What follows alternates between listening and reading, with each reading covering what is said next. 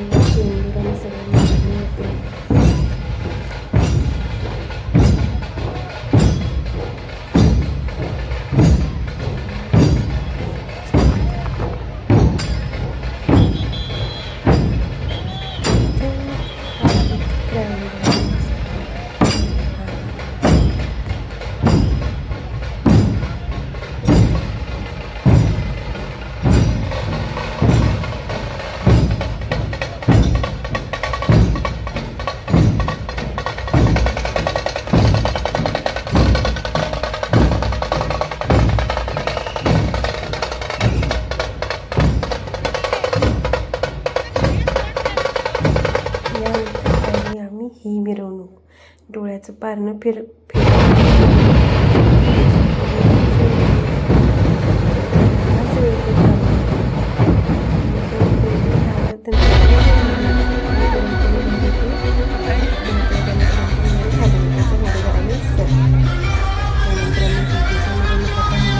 आणि शेवट झाला.